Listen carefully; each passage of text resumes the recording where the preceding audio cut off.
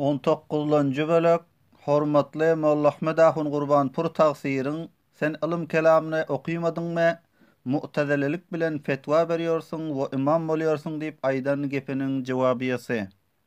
Sen täşi ýaşaçelli mu'tezile inançly bolup imanyny bilmänsiň. Aya emel cüzbi imanyndanmy ýa dälmi? Sen kelam ilmini täşi wagtga çelli okuýmadyňmy? Senin şu etiqady zahir edenin bir ýyl bolan ýok. Täşi wagtga çelli mubtadi agydamyşyň. Sen sedr şeria mulakkab bi beytil fiqh'nin aýdyşy ýany tanzur ila hadzellezî edraje fil imani ruknan ahar diýilen adam ýaly. Yani bazı kutubi muravvaceleri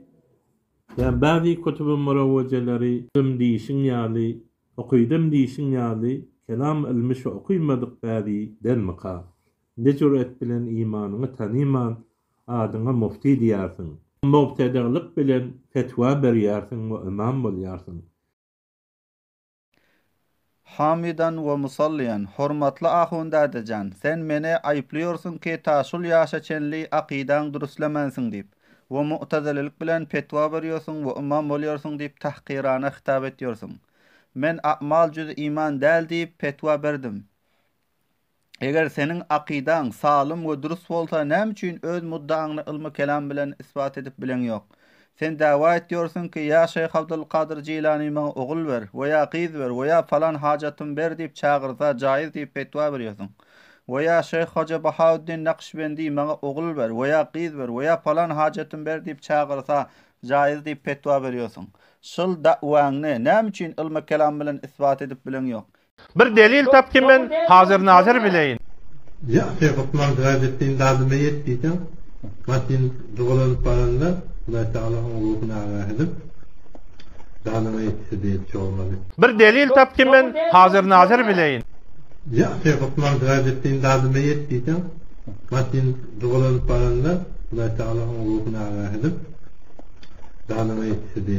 Eger waqiyan aqidaň 100% salym we durus bolsa, gel de şol da'wanyk ilmi kelam bilen isbat et.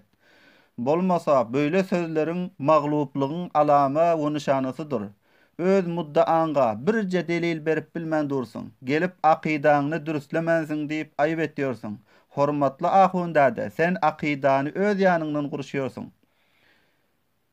Ve halanki aqida ayet-i Kur'an bilen ve hadis-i mutawatir bilen sabit bolýar. Sen bolsa ulamaların ve müşayihlaryň teferrudatlaryndan aqida sabit etjek bolýarsyň. Ve Eflatun ve Arastu'nun kitaplarından aqida sabit etjek bolýarsyň. Senin aqidaňda köp hylallar bar. Bolmasa öz muddaňy ilmi kelam bilen isbat edersiň. Ta ömrüň barça sana wagt öz muddaňy ilmi kelam bilen isbat edip bilseň.